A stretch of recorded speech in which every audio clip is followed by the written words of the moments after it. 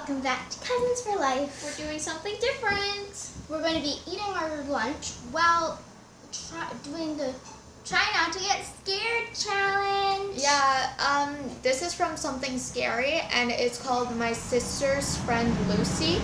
And since my name is Lucy, I get creeped out easily. But also, just to give you a heads up, we have a vlog channel, and you should actually go watch the vlog channel because we are going to be doing behind the scenes, stuff like that, and we are also going to be going live on that channel. So, yeah. So if you want to see us live, make sure you go over there and check it out.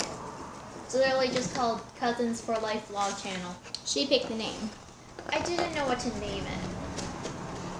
Okay, so... And why don't you just put Cousins for Life Vlogs? And she's like, no, they need to know it's a channel. I'm like, there's only channels on here. Whatever.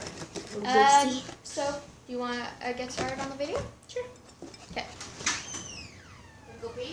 Again, something scary. Yes, my sister's friend Lucy. I'm trying to avoid watching it. 3, 2, 1, start. Sound and the bell is turned on for notifications. Hi audience, do you want to hear something thrilling?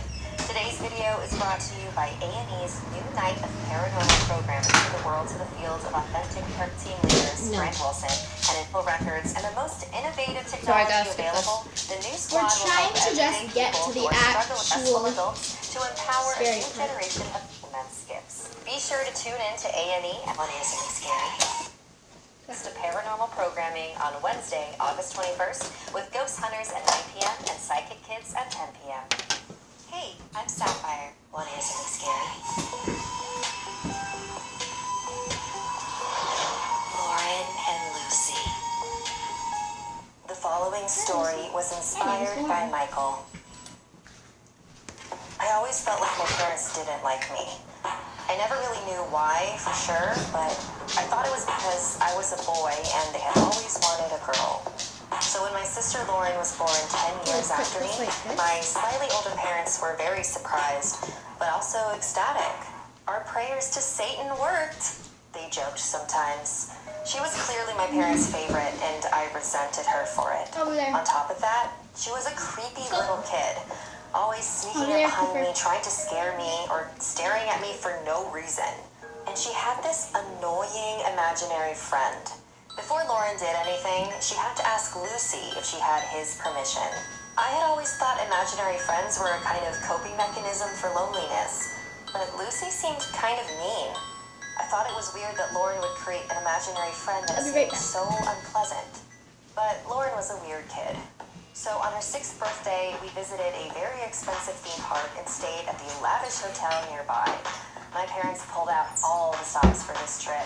They bought her tons of souvenirs from the gift shop. Hats, shirts, a fancy collectible letter opener and coin, even a giant stuffed animal of Padraic, the theme park mascot. Meanwhile, I turned sweet 16 at home with no fanfare. Anyway, after our first day at the park, we settled into our rooms. My parents were staying in the room connected to us, and Lauren and I had a room all to ourselves. And Lucy, I guess. I was ready to curl up with my book on my bed. Lauren was on the other side of the room, playing with her brand new toys and mumbling to herself, as usual. I was so focused on my book that I was able to completely tune Lauren out. But not for long. After a few minutes, I could hear her breathing heavily right by my bed.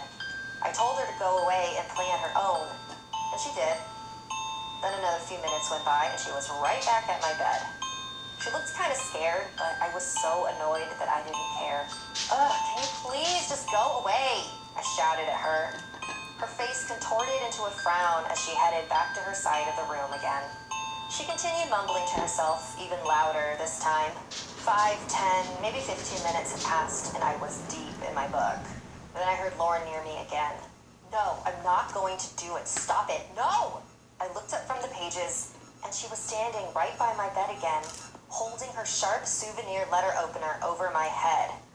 And then I saw something even more horrifying.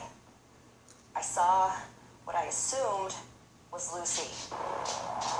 Lucy was a hideous, scaly humanoid creature hovering behind my sister like a puppet master, controlling a marionette. I could see the pain in Lauren's eyes as she was trying to fight Lucy's grip. And suddenly, it all made sense to me. All her odd behavior, she wasn't trying to hurt me. She was trying to do the opposite. Waves of guilt rushed over me, and I regretted hating my sister for so many years. Just as I was about to grab the letter opener from her hands, she said, "Take me instead!" And the blade plunged into her tiny body. I began screaming my head off, and my parents rushed into the room. They saw me hovered over my sister's bleeding body, and their already existing disdain for me became even more apparent. I tried to explain that I didn't do it and that it was all Lucy's fault, and their fault for selling their soul to Lucifer in the first place. But it was no use trying to explain. So, that's why I'm here, locked away. No clue for how long. My parents never visit. They finally got rid of me, just like I'm pretty sure they always wanted. But they also lost their little girl. And honestly, I'm a little worried that they're gonna try for another one again. Thank you to all of our patrons. If you'd like to join our VIP program, visit patreon.com/snarled. You've heard about Neighborhood Watch. Do we watch another one?